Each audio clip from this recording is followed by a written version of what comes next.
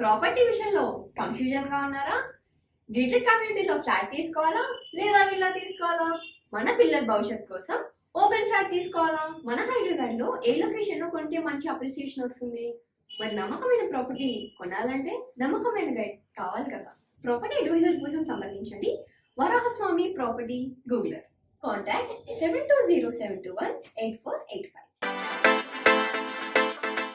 ఓం నమ శివాయ.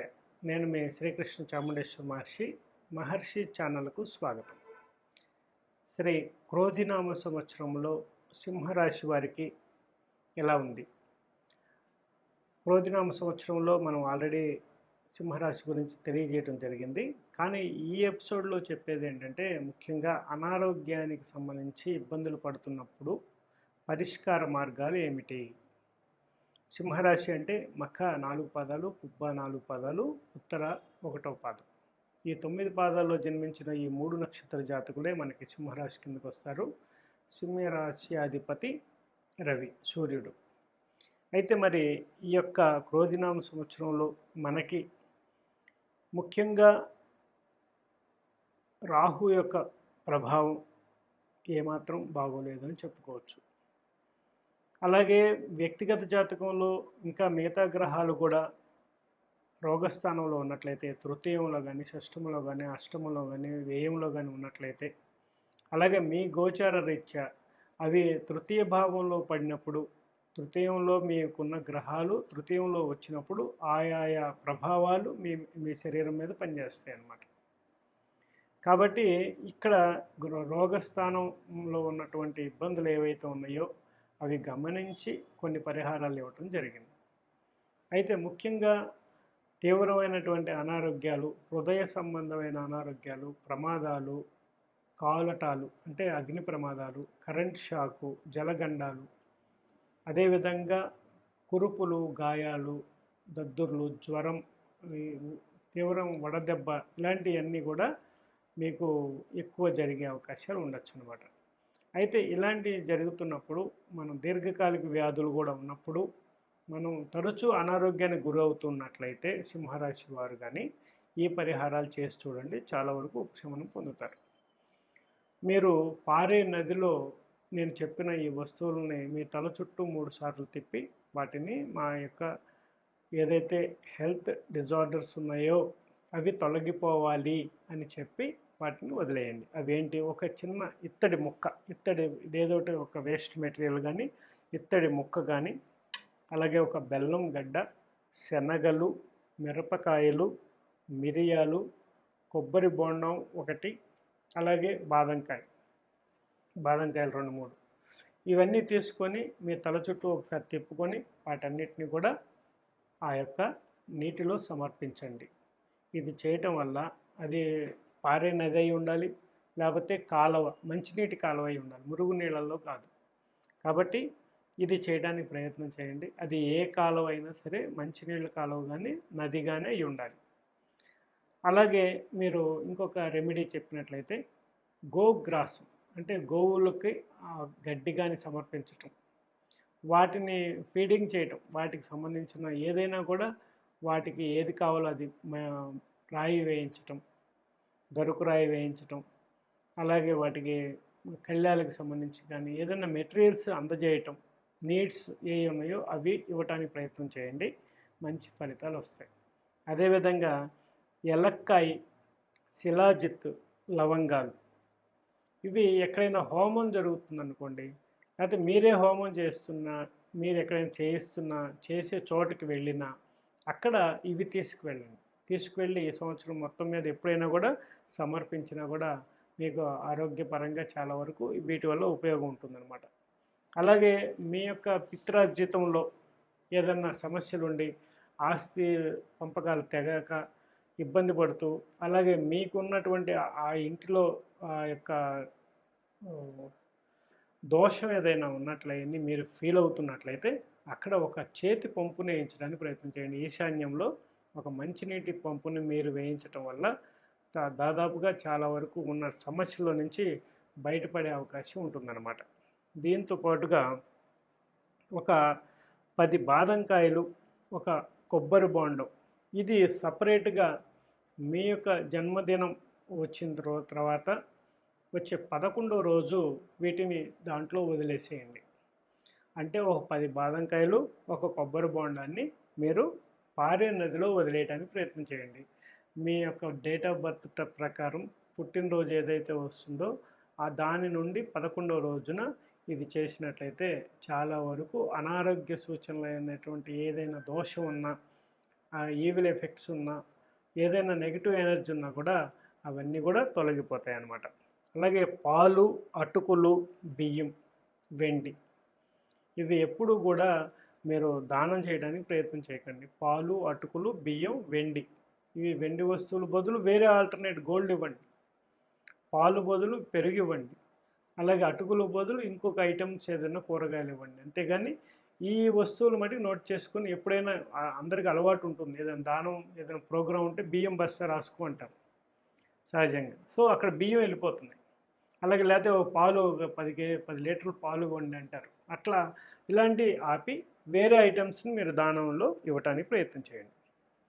అలాగే మీరు ఏదన్నా కోతికి మీరు ఒక బెల్లం కానీ, బెల్లపు గడ్డ కానీ, బెల్లం వస్తువులతో తయారు చేసిన జిలేబీ ఇలాంటివి కూడా దానికి పెట్టడానికి ప్రయత్నం చేయండి. అది చక్కగా తినేటప్పుడు మీరు దాన్ని చూస్తూ ఉండండి. అది తింటున్నంతసేపు దాని దగ్గరే ఉండి అది తిన్న తర్వాత మీరు రండి. అది మీకు ఎంత హెల్ప్ అవుతుందో మీకే అర్థమవుతుంది. అలాగే మీ ఇంటి దగ్గర కానీ ఎక్కడైనా కూడా పొలంలో కానీ ఎక్కడైనా ఎలుకలు ఉంటే వాటిని ప్యాడ్స్ పెట్టి లేకపోతే ఎలుక మందులు పెట్టి చంపటం అనేది చేయొద్దు. కాబట్టి బోన్ పెట్టి దాన్ని పడిన తర్వాత దాన్ని ఎక్కడ దూరంగా వదిలిచ్చేయండి. అంటే ఎలుకల వల్ల మనకు ప్రమాదం అనుకున్నప్పుడు. కాబట్టి ఎలుకల్ని ఉద్దేశపూర్వకంగా అయితే చంపటం, హింసించటం, కాల్చటం వాటిని చేయకుండా ఉండటానికి ప్రయత్నం చేయండి సింహరాశి వారు. అదేవిధంగా తెల్లని ఆవుకి గోధుమ పిండి కానీ వాటితో చేసిన రొట్టెలు, వాటిలో పచ్చి కూరగాయలను కూడా పెట్టి వాటిని ఆవుకు మీరు తినిపించటం వల్ల కూడా చాలా చాలా సమస్యలోంచి బయటకు వస్తారు. అనారోగ్య సూచనలన్నిటికీ చేయటానికి ఏ అయితే అనారోగ్య సూచనలు మీకు ఉన్నాయో మీరు ప్రతిసారి రెమెడీ చేసేటప్పుడు ఆ యొక్క అనారోగ్యం ఏదైతే ఉందో, మీకు ఆ జబ్బు ఏదైతే ఉందో అది తొలగిపోవాలి అని చెబుతూ నేను ఇప్పుడు చెప్పిన రెమెడీస్ అన్ని చేయాలన్నమాట. కాబట్టి ఇలా చేయడానికి ప్రయత్నం చేయండి, మంచి ఫలితాలు వస్తాయి. శుభం భవతు మే Sadasivam. Hi, my name is Gautam and I actually stay in Malkajgiri itself. Right? I had this back pain. It's been 1.5 years. I have tried many treatments like chiropathy, oil massage, physiotherapy especially, but it didn't work out as much like what I expected. I strongly suggest homeopathy. You people can carry on with the homeopathy. Area Malkajgiri and doctor name is like Nageswar Rao and the clinic name is Neocare Homeopathy. ఓం నమ శివాయ. నేను మీ శ్రీకృష్ణ చాముండేశ్వర మహర్షి ఛానల్కు స్వాగతం. శ్రీ క్రోధినామ సంవత్సరం 2024లో మనం వృశ్చిక రాశిలో ఉన్నవారికి అనారోగ్యాలు, దీర్ఘంగా ఉన్నటువంటి అనారోగ్యాలు బాధిస్తున్నట్లయితే మరి ఎలాంటి అనారోగ్యాలు మనల్ని బాధిస్తున్నాయో మీకు తెలుసు. కాబట్టి వాటికి సంబంధించిన పరిష్కార మార్గాలు మనం మెడిసిన్స్ ద్వారాను అనేక ప్రయత్నాలు చేస్తూ ఉంటాం. అయినా కూడా తగ్గకుండా ఉంటే వాటిని దీర్ఘరోగాలు అంటారు. అయితే ఇటువంటి వాటిని చిన్న చిన్న చిట్కాలతోనే మనం తొలగించుకోవచ్చని చాలామందికి తెలియదు. కాబట్టి కొన్ని పరిహారాలు చేయటం వల్ల పూర్వజన్మ కృతం పాపం వ్యాధి రూపేణ పీడితే శాంతి ఔషధ జప దాన హోమ శాంతి తర్పణ కరిష్య అన్నారు. కాబట్టి వైద్యం తీసుకుంటూ, మెడిసిన్స్ తీసుకుంటూ అనేక జప దాన హోమ తర్పణాదులు కూడా చేసినట్లయితే తప్పకుండా ఉపశమనం కలుగుతుందని చెప్పబడింది. కాబట్టి వృశ్చిక రాశి వారికి ఎలా ఉందో తెలుసుకుందాం. వృశ్చిక రాశి అంటే విశాఖ 4వ పాదం, అనురాధ 4 పాదాలు, జ్యేష్ఠ 4 పాదాలు. ఈ 9 పాదాల్లో జన్మించిన ఈ 3 నక్షత్ర జాతకులు మనకి వృశ్చిక రాశి కిందకి వస్తారు. వృశ్చిక రాశ్యాధిపతి కుజుడు అనమాట. కాబట్టి కుజుడు యొక్క అనుగ్రహం మీకు బాగా ఉండాలి. కాబట్టి అదేవిధంగా అనేక రకాలైన అంటే స్పీడ్గా నిర్ణయాలు కూడా తీసుకుంటారు. కాబట్టి ఇంకా ఎక్కువ అనారోగ్యానికి సంబంధించినవి ఎక్కువ ఫాస్ట్గా వృద్ధి చెందే అవకాశం ఉంటుందన్నమాట. అదేవిధంగా ఈ యొక్క సంవత్సరం గోచార రీత్యా కూడా చూసినట్లయితే మీ యొక్క వృశ్చిక రాశి నుండి చతుర్థంలో శని, పంచమంలో రాహు యొక్క ప్రభావం ఏం బాగోలేదు. అదేవిధంగా సప్తమంలో గురువు, అలాగే లాభంలో కేతువు కూడా మీకు మంచి అనుకూలత ఇచ్చిన ఈ శని రాహుల యొక్క ప్రభావం వల్ల అనారోగ్య సూచనలు అనేది ఎక్కువ ఉంటాయి. కుటుంబ పరంగా, ఇంట్లో బాంధవ్యాల పరంగా, బంధుమిత్రుల పరంగా చిన్న చిన్న సమస్యలు రావటం, అది తీవ్ర వేదనకు గురి చేయటం, ఇలా మనోవేదన కూడా మనకు అనారోగ్యం అనమాట. అది కాబట్టి మనం ఇలాంటి సమస్యలు ఉన్నప్పుడు ఏదో ఒక అనారోగ్యం బాధిస్తుంది మనిషిని. కాబట్టి ఏదో డిఫెక్ట్ మనకు పెడతాడు కదా భగవంతుడు, దాన్ని కొంతవరకు మన హోల్డ్లో చేసుకొని మన అదుపులో ఉంచుకోవడానికి ఈ ప్రయత్నం అనమాట. అయితే ఏం చేయాలి? మీరు పారే నది కానీ పారే కాలువ దగ్గరికి కానీ వెళ్ళి ఒక చెరకు ముక్క, ఒక బెల్లం గడ్డ, ఒక ఇనప ముక్క, అలాగే తమలపాకులు, ఎర్రటి పళ్ళు, రెడ్ కలర్ ఫ్రూట్స్ ఏవైనా కూడా, అంటే అది యాపిల్ ఏదైనా అవ్వచ్చు, అలా ఒకటి ఎర్రటి పుష్పాలు, వీటిని మీరు పారే నదిలో సమర్పించాల్సి ఉంటుందన్నమాట. వీటిని సమర్పించేటప్పుడు మీ తల చుట్టూ ఒకసారి 3 సార్లు తిప్పి వాటిని ఆ నీటిలో విసిరేయండి. ఇది చేయటం వల్ల మీరు చాలా తొందరగా రికవరీ అవుతారు. అలాగే మీ ఇంట్లో ఉన్నవారు తులారాశిలో ఉండి మద్యానికి బానిసై ఉండి బాగా మద్యం సేకరిస్తూ అన్లిమిటెడ్గా ఉండి ఆయన ఇబ్బంది పెడుతూ ఉంటే మిమ్మల్ని తప్పకుండా ఆయన్ని కూడా అక్కడికి తీసుకువెళ్ళి ఒక మద్యం సీసాన్ని కూడా అతని చేతుల మీద గుండానే అతని తల చుట్టూ 3 సార్లు తిప్పి అతని చేతే ఆ బాటిల్ని ఆ నీటిలో వంచేయమని చెప్పండి. మద్యాన్ని ఆ నీటిలో వదిలేయమనండి. ఇది వదిలేయటం వల్ల ఆటోమేటిక్గా ఆయనలో కొన్ని వైబ్రేషన్స్ అనేది యాక్టివేట్ అవటం, త్వరలో దాని నుండి తగ్గుముఖం పట్టడం, ఆరోగ్యం వృద్ధి చెందటం అనేది జరుగుతుందన్నమాట. ఇది కూడా మనకి శాస్త్రాల్లో కొన్ని తాంత్రిక గ్రంథాల్లో కూడా రాయబడింది అనమాట. కాబట్టి ఇది తప్పకుండా చేసి చూడండి. ఇది నేను 2-3 చేత చేయించిన తర్వాత కూడా వాళ్ళు చాలా హ్యాపీగా నా దగ్గరికి వచ్చి చెప్పడం జరిగింది, దాదాపు మానేసామని. కాబట్టి ఇది మీకు బాగా ఉపకరిస్తుందని అనుకుంటున్నాను. అదేవిధంగా ఇంకా జనరల్గా కొన్ని రెమెడీస్ ఉంటాయి. అవేంటి, మనం మన యొక్క ఇంటి దగ్గర అన్ఎక్స్పెక్టెడ్గానే ఒక గోడకో ఏదో రావి చెట్టు ఒకటి పెరగటం, లేకపోతే తుమ్మ చెట్లు మన సైట్లో ఉండటం, అలాంటివి ఉన్నట్లయితే వాటిని డైరెక్ట్గా మీ చేతుల మీద గుండా నరకవద్దు, మీ ప్రమేయంతో నరికించవద్దు. రావి చెట్టుని, తుమ్మ చెట్లని నరకటానికి మీరు యాక్సెప్ట్ చేయకండి. దానికి ప్రత్యామ్నాయం వేరే వాళ్ళు చూసుకోవాల్సింది తప్పితే మీరు చేస్తే దానికి సంబంధించిన రెమెడీ చేయాల్సి ఉంటుంది. అదేవిధంగా నేను ఇప్పుడు చెప్పాను, పారుతున్న నీటిలో ఎర్ర గులాబీలు, సింధూరం, తేనె, పెసలు కూడా ఇది ఏదైనా చేస్తే వీటిని వదలాల్సి ఉంటుంది నీటిలో మళ్ళీ. అలాగే ఆంజనేయ స్వామికి గుడికి వెళ్ళి అక్కడ సింధూరు పూజ చేయించండి. అలాగే తమలపాకులతో కూడా ఆకు పూజ చేయించండి. ఈ 2 చేయడం వల్ల మీకు చాలా చాలా శుభ ఫలితాలు వచ్చే అవకాశం ఉంటుంది.